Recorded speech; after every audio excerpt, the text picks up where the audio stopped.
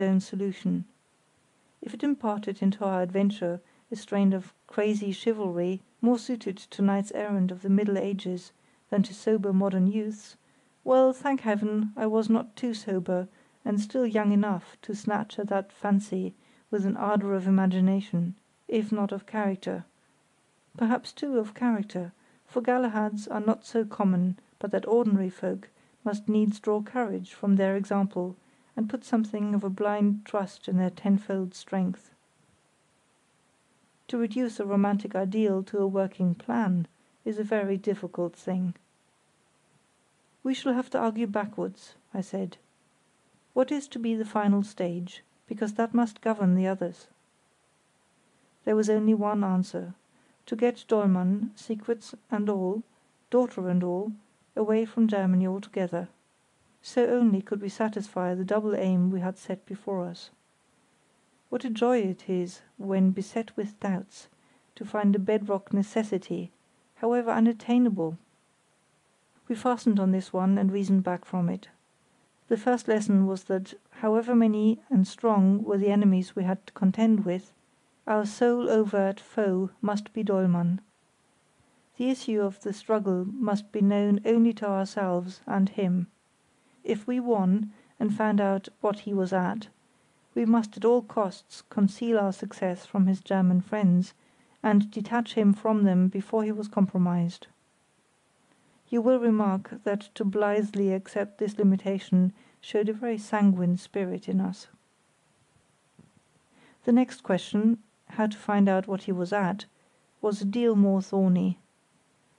If it had not been for the discovery of Dollmann's identity, we should have found it as hard a nut to crack as ever. But this discovery was illuminating.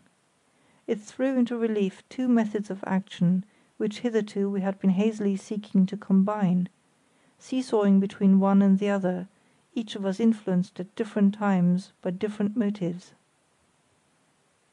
One was to rely on independent research, the other to extort the secret from Dollmann direct, by craft or threats. The moral of today was to abandon the first and embrace the second. The prospects of independent research were not a whit better than before. There were only two theories in this field, the channel theory and the Memmert theory. The former languished for lack of corroboration, the latter also appeared to be weakened. To Fräulein Dollmann the wreck works were evidently what they purported to be, and nothing more.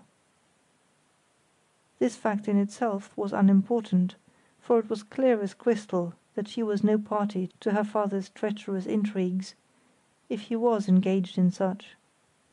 But if Memmert was his sphere for them, it was disconcerting to find her so familiar with that sphere, lightly talking of a descent in a diving bell, hinting, too, that the mystery as to results was only for local consumption. Nevertheless, the charm of Memmert as the place we had traced Grimm to, and as the only tangible clue we had obtained, was still very great.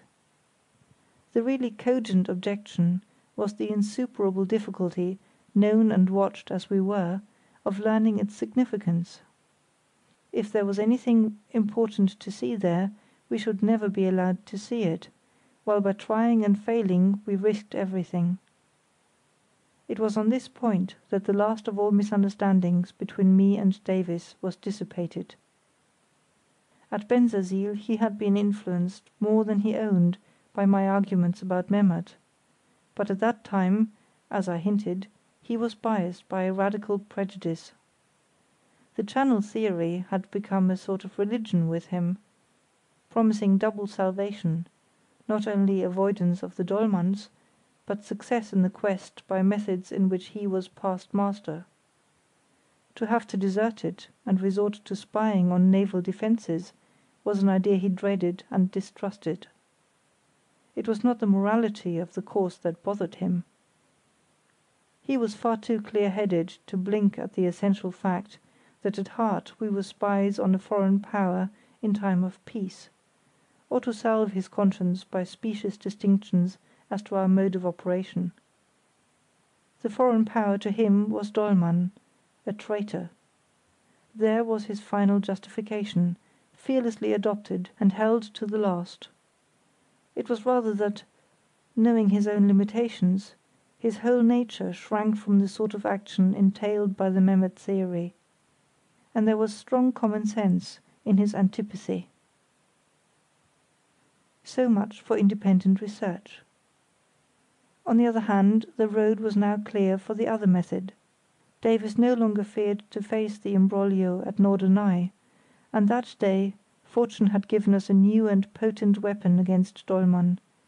Precisely how potent we could not tell, for we had only a glimpse of his past, and his exact relations with the government were unknown to us. But we knew who he was. Using this knowledge with address, could we not wring the rest from him? Feel our way, of course, be guided by his own conduct, but in the end strike hard and stake everything on the stroke? Such, at any rate, was our scheme tonight. Later, tossing in my bunk, I bethought me of the little drab book, lit a candle, and fetched it. A preface explained that it had been written during a spell of 2 months' leave from naval duty, and expressed a hope that it might be of service to Corinthian sailors. The style was unadorned, but scholarly and pithy. There was no trace of the writer's individuality, save a certain subdued relish in describing banks and shoals, which reminded me of Davies himself. For the rest, I found the book dull, and in fact it sent me to sleep. End of chapter 20.